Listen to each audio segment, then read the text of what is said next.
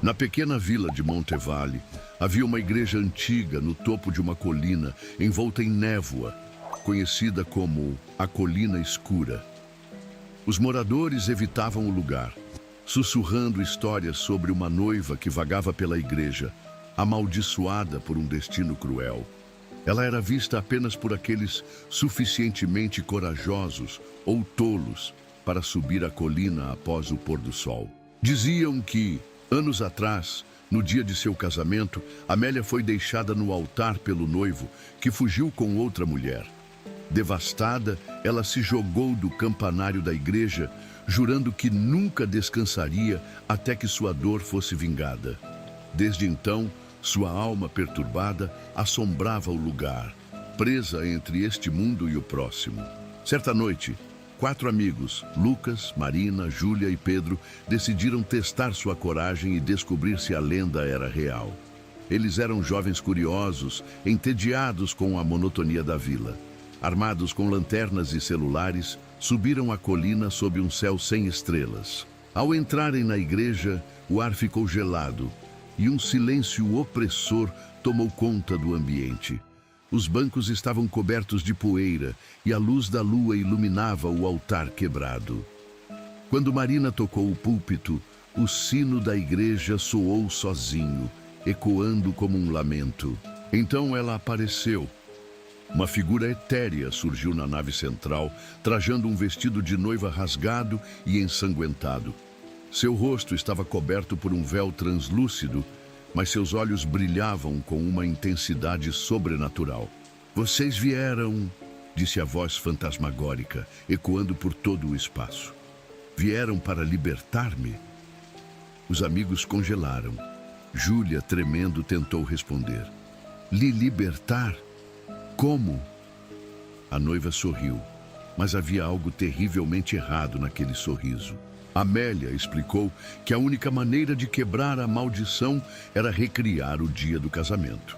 Um dos amigos teria que representá-la, enquanto o outro seria o noivo. Os outros 2 seriam as testemunhas. Relutantes, mas curiosos, eles concordaram. Marina colocou o véu da noiva e Lucas se ofereceu para ser o noivo. Pedro e Júlia assumiram os papéis de testemunhas, lendo trechos rasgados de um antigo livro de cerimônias que encontraram.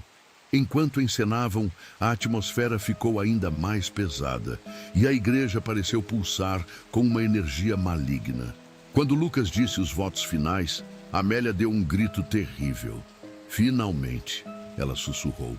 Mas ao invés de desaparecer, sua forma começou a mudar.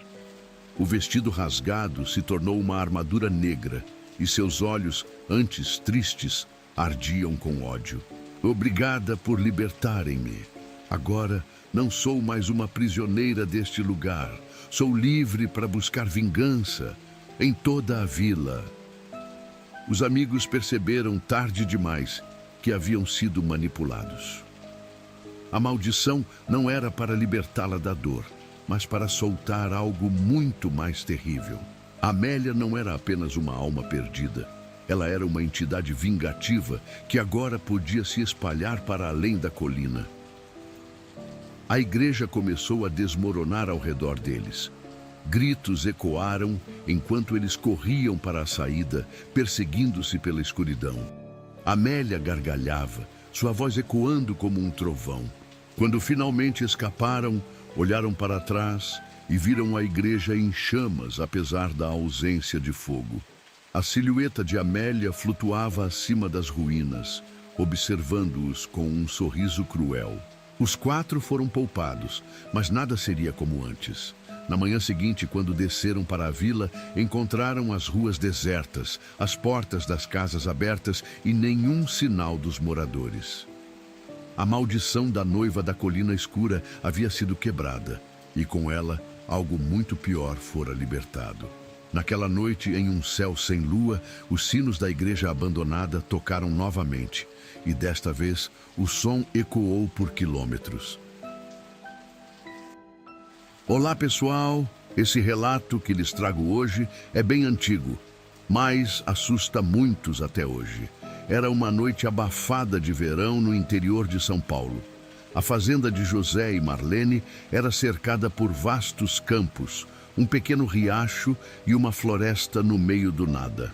O casal vivia ali há mais de 20 anos, cuidando de suas cabras, galinhas e algumas vacas.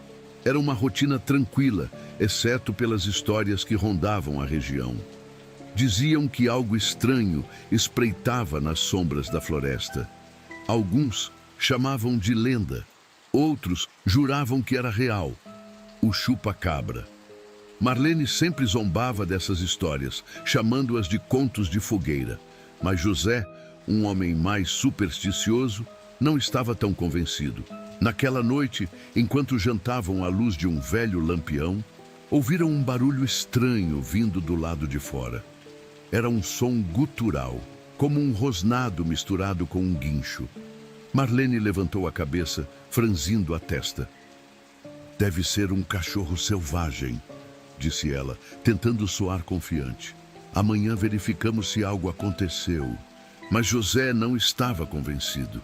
Pegou sua espingarda, uma relíquia da família, e se dirigiu à porta.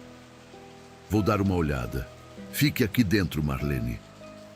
Ela revirou os olhos, mas decidiu não discutir. José saiu, e a escuridão parecia engoli-lo conforme ele se afastava da luz do lampião.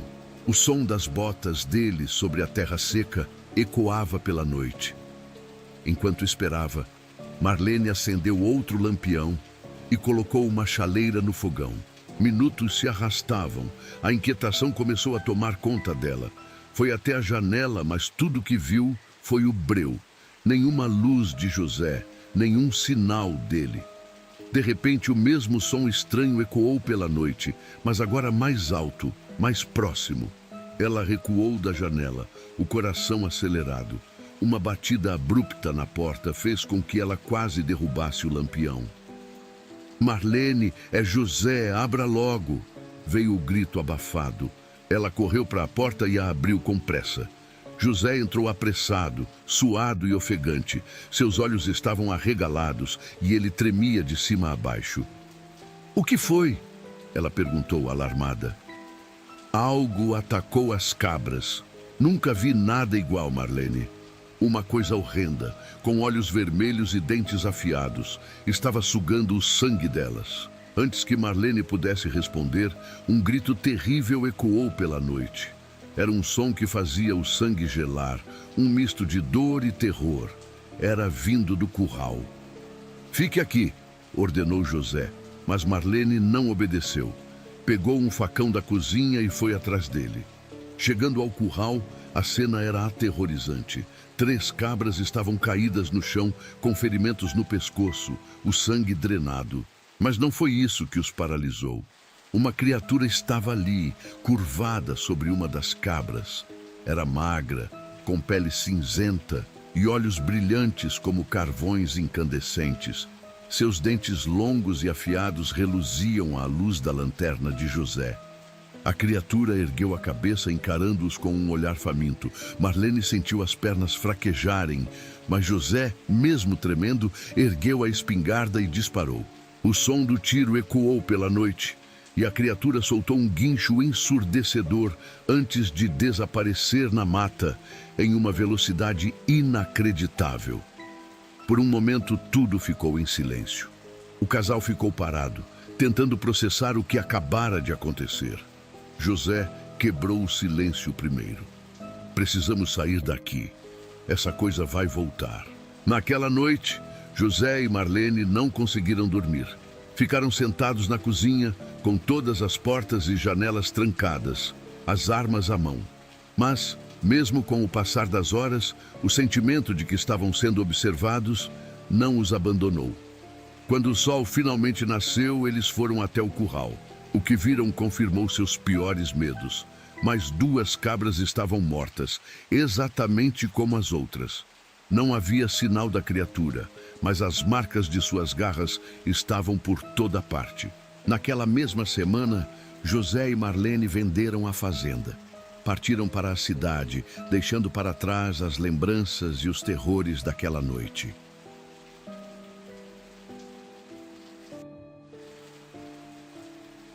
Lucas e Rafael eram amigos desde a infância. Cresceram juntos no mesmo bairro em São Paulo, compartilhando sonhos, frustrações e uma amizade que parecia inabalável. Aos 24 anos, estavam vivendo a típica rotina de jovens adultos: trabalho, faculdade e, sempre que possível, festas. Numa sexta-feira à noite, Rafael recebeu uma mensagem de um conhecido chamado Diego, um cara que eles encontravam às vezes em baladas. Festa exclusiva hoje, lugar secreto, bebida liberada, só para convidados. Vem com Lucas. O convite veio acompanhado de uma localização por mensagem. Lucas hesitou por um momento, mas Rafael, sempre mais impulsivo, animou-se na hora. Bora, mano, só se vive uma vez. Pegaram um Uber e seguiram para o endereço indicado. O carro os levou para uma área mais afastada da cidade, onde ficavam mansões de alto padrão. O destino era um casarão isolado, com uma entrada discreta, apenas um portão de ferro semiaberto e seguranças de terno preto filtrando os convidados. Lá dentro, a atmosfera era hipnotizante. Luzes neon, música eletrônica vibrante, decoração luxuosa. Pessoas bonitas circulavam com taças em mãos e garçons passavam com drinks coloridos. Havia um ar de mistério no ambiente, como se todos ali soubessem de algo que eles não sabiam. Lucas e Rafael pegaram bebidas e começaram a relaxar. O álcool descia suave e cada gole parecia deixá-los mais soltos, mais leves. Em determinado momento, uma mulher deslumbrante de olhos verdes e um sorriso enigmático aproximou-se deles, segurando 2 copos. Vocês precisam provar esse drink especial. É da casa. Rafael sorriu e pegou o dele sem hesitar. Lucas, meio desconfiado, olhou para a moça e para o líquido vermelho escuro no copo. Mas antes que pudesse recusar, Rafael ergueu o copo e brindou. Ao fim de semana perfeito. Lucas suspirou e deu um gole. O gosto era adocicado, mas havia algo estranho. Em poucos minutos, tudo ficou turvo. A música pareceu se afastar, os rostos ao redor se transformaram em borrões coloridos. O corpo ficou pesado, os pensamentos desconexos. E então, o mundo escureceu. Lucas acordou sentindo um frio cortante que parecia atravessar seus ossos. Tentou se mexer, mas seu corpo estava letárgico. Suas pálpebras pesavam, como se tivesse dormido por séculos. A mente estava enevoada, mas um instinto primitivo gritava dentro dele. Algo está errado. Forçou-se a abrir os olhos. A visão era embaçada, mas aos poucos começou a enxergar. Luz branca e fraca piscava acima de sua cabeça. Ao redor, apenas paredes frias de azulejo. Então percebeu o pior. Estava deitado dentro de uma banheira, cheia de gelo. O pânico explodiu em seu peito. O frio queimava sua pele e sua respiração ficou acelerada. Tentou se mover, mas uma dor intensa o fez gritar. Levou a mão ao abdômen e sentiu algo estranho. Um curativo improvisado sobre um corte profundo. Seu coração disparou. Meu Deus, o que fizeram comigo? Um gemido fraco veio do lado. Virando a cabeça com dificuldade, viu Rafael na mesma situação, tremendo violentamente dentro de outra banheira. O rosto pálido e coberto de suor. Lucas, o que aconteceu? Sua voz saiu como um sussurro. Lucas não conseguiu responder. O terror sufocava qualquer palavra. Rafael fez o mesmo movimento instintivo, apalpando o próprio abdômen. Seus olhos se arregalaram de horror. Eles nos cortaram. O choque os paralisou. Eles haviam sido drogados, sequestrados e agora estavam sem um rim. Antes que pudessem processar o horror, ouviram um som metálico. Uma porta se abrindo. Um homem entrou no pequeno cômodo. Alto, magro, vestindo um jaleco branco manchado de sangue. O rosto era angular, frio, sem qualquer emoção. Usava luvas cirúrgicas e segurava uma prancheta, como se fosse apenas mais uma rotina de trabalho. Ele observou os dois com um olhar clínico. Vocês deram sorte de ainda estarem vivos. A voz era calma, profissional. Lucas tentou falar, mas sua boca estava seca e seu cérebro ainda tentava assimilar a situação. Mas não comemorem. O homem continuou impassível. Seu tempo está acabando. Rafael fez um esforço para se erguer um pouco, apoiando-se na borda da banheira.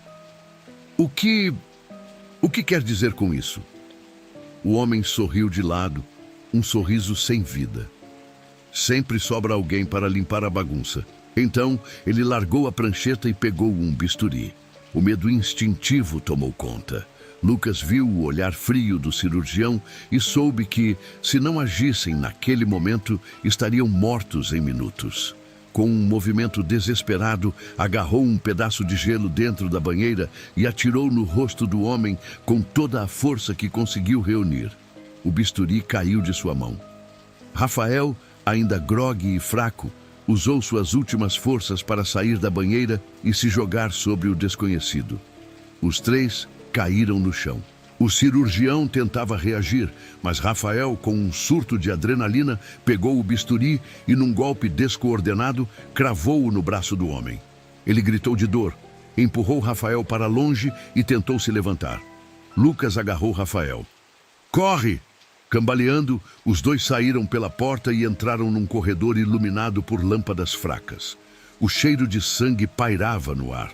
Ao passarem por algumas portas, ouviram gemidos abafados. Outras vítimas. Mas não tinham tempo. Subiram escadas trôpegos, ouvindo passos atrás deles. O médico estava vindo. Encontraram uma porta de metal e a empurraram com toda a força. O ar frio da madrugada os envolveu. Estavam do lado de fora. O casarão parecia abandonado por fora, sem qualquer sinal da festa que os atraiu até ali. Descalços, machucados e trêmulos, correram pela estrada escura sem olhar para trás. Horas depois, acordaram num hospital verdadeiro. Um caminhoneiro os encontrou desmaiados na beira da estrada e os levou para a emergência. A polícia foi acionada. O casarão foi invadido, mas estava vazio. Sem sinais de festas, convidados ou do homem de jaleco. Apenas vestígios de algo macabro. Lucas e Rafael sobreviveram. Mas nada foi como antes. O medo os acompanharia para sempre. As cicatrizes não eram apenas físicas. A única certeza que tinham era uma lição que jamais esqueceriam. Nunca aceite um drink de um estranho numa festa misteriosa. Se você chegou até aqui, é porque ama um bom terror. Então já deixa o like, se inscreve no canal e ativa o sininho para não perder nenhuma história assustadora. E me conta nos comentários, qual foi a parte que mais te deu arrepios? Nos vemos no próximo vídeo, se você tiver coragem.